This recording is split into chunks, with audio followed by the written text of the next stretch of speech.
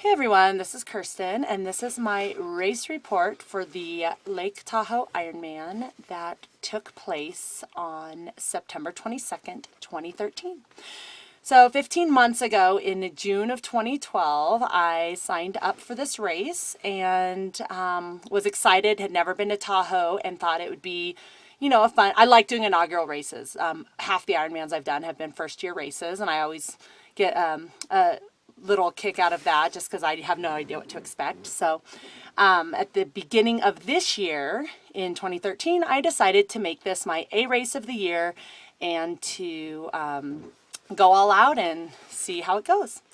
So leading up to the race, my biggest thing I kept getting panicked about is, even though I had ridden the race course and practiced my nutrition and what I was going to wear, I kept thinking, oh my gosh, should I really wear my long sleeve jersey the whole bike ride? What if I get too hot? And that was my biggest stressor leading into the race, which I thought is really funny because if you've heard anything about the race, it was freezing cold all day long. So I'm actually still cold. That's why I'm wearing this down jacket right now. And it's 3 days later. So 2 days before the race, a storm started blowing in.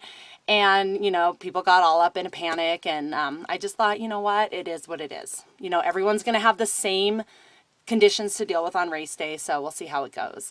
So that was 2 days before the race. It was really windy, started getting really cold. The day before the race, it was pouring rain all day long. So I started freaking out a little bit because I'm really timid on the downhill, especially on my bike still after my crash last year.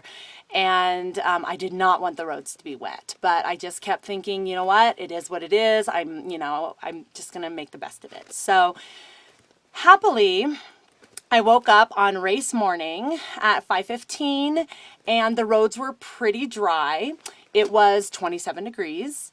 And I just was preparing myself for a cold day. So I actually put on my wetsuit in the house, well, the RV, before I left and put my sweats over my wetsuit. So I actually was pretty warm walking to the start and getting ready for the race. Our bikes did have ice on them. My frame had little icicles coming down and my tires had ice on them. So I thought that was a little amusing.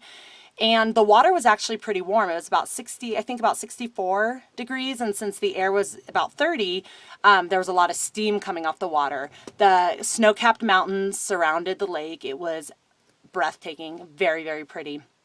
So I did my regular pre-race things. I just did some jumping jacks and some kind of mobility warm-ups to get ready because I didn't want to go anywhere near being wet until I had to.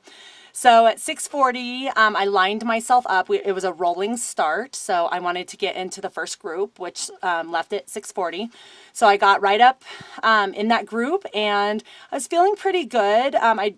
I wasn't really nervous. I knew I'd done a ton of training, and I just wanted to get my day started. So started the swim, the rolling start, even though I'm not a big fan of it for competition purposes because you don't really know what's going on behind you because everyone has different start times. It did make the swim pretty easy as far as I only got punched a couple times, which is pretty good in an Ironman. But I couldn't see the buoys at all, and I heard a lot of people couldn't because it was so steamy from the lake being so warm. So I just followed some splashes. Luckily, underwater was super, super clear, so I just kind of went where there was a bunch of legs, and I think I swam fairly straight.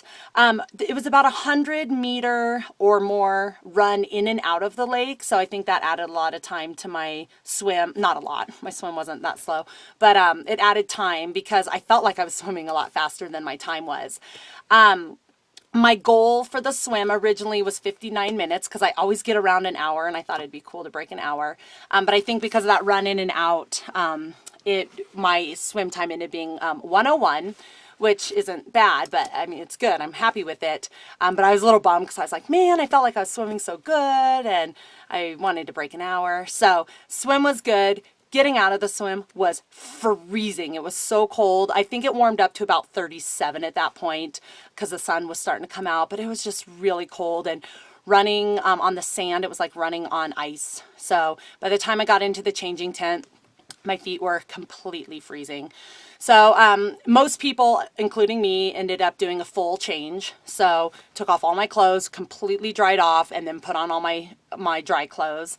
I wore my tri-shorts and my tri-top, my long sleeve jersey, my long socks, my bike shoes. I wish I would have had toe warmers. I don't know if it would have made a difference, but my feet were so cold the whole ride. And then my windbreaker and my gloves. So I felt like the transition took forever. I was so cold I couldn't dress myself. Luckily, thank God for volunteers. They dressed me. And I was off on my bike. My transition took about 9.5 minutes, which is like the world's longest transition in my mind. But when I heard later that the average transition was 25 minutes, mine actually ended up being pretty speedy. So got off on the bike. I couldn't feel my legs at all. But I just started going. It was pretty chilly still, and the first 25 miles of the bike are flat or downhill, so I wasn't warming up at all. So I was just going, and you know, I knew everyone was cold, you could tell. But I was feeling pretty good. I didn't know what I was doing with my legs, so I was just going. Ended up, I think I was pushing a little too hard at the beginning because my legs got really tired as soon as they started thawing out. So I felt pretty good to about mile 60. Which is, I went through the first loop with the climbs. I felt really strong. Mile 60, I started getting really fatigued, and I think it has to do with my nutrition. I had a great race day nutrition plan, which I executed. However, I think my body just burned too many calories being cold, so my nutrition went through me a lot more quickly, and I just really fatigued. So from mile 60 to 85, I was just doing what I could do, and then I just started slamming Gatorade and trying to get get my legs to recover a little bit for the second set of hills. So that was kind of my low point. Everyone has a little bit of a low point in their Ironman day. That was definitely my low point. I countered that by just a lot of mental stuff, telling my legs to recover and telling myself I was an effing amazing rock star. And I was saying that out loud, and I was swearing. So I kind of started getting a second wind halfway up Brockway. Oh, it did help that this guy passed me on Brockway. And for those of you who don't know, our ages are on the back of our leg. And he said, he was like, wow, an older lady kicking butt. This is great. And it cracked me up because apparently now I'm an older lady. So anyway, got a little bit of a second wind, started passing people at the second loop of Brockway, feeling good, came off Brockway with about 18 miles to go, feeling amazing. So I just hammered that last 18 miles as hard as I could. I wasn't wearing a watch. I don't have a bike computer. I have no idea what my time was. But I felt like it was a little slow just because of that 25 miles in the middle that I was really hurting. So went into transition, had a fast second transition because I was finally warmed up by then. About mile 90, I got the feeling back in my feet, and I was feeling good. Got off the bike. My bike time ended up being 6:50. My goal was 6:40. So actually not too bad at all, really close to my goal. And my second transition was about 2.5 minutes, maybe 3 minutes, but I felt really great. So I started running, and I was feeling awesome. And I did the first 8 miles faster than I had anticipated. And then about mile 10, my calves started cramping up like crazy. The only thing I can think about is maybe the nutrition, or my legs were just so cold and tight for the whole bike ride that they just started cramping, because this is my 10th Ironman. I've done 35 marathons, and my calves have never, ever, ever cramped. And anytime I started going slightly uphill, they would cramp, but I could run downhill. So what I switched to doing from about mile 12 to about mile 24 was walking uphill, and then any downhills or any little, descends, I would just sprint as fast as I could, because they never cramped up on the downhill, no matter how fast I was going. But no matter how slow I went on the uphill, they would cramp up. So walking up, sprinting down. So it slowed down my run time a little bit. But last 2 miles, I was just making myself go, go, go until they would cramp. Then I'd walk a couple steps, stretch, and then just go, go, go. I just wanted to get in and finish. It was getting dark, and it was getting cold again. So I ended up, again, I wasn't wearing a watch. I had no idea my time until afterwards. I ended up doing a 4:15 for the run, which is a PR for me by 17 minutes on the run. So I was really excited about that, especially with all the walking I did. And I finished, my total time was 12:19, which my goal was 11:54. But I wasn't counting for the freezing cold and what it would do to my body. So I'm really happy with my time, but even more happy with my place. I got third in my age group, which gave me a slot to Kona. So that was my #1 goal of this entire year. That's why I spent 3 months in Tahoe training and just doing everything that I knew to do for my race to get there. So I'm really happy with that.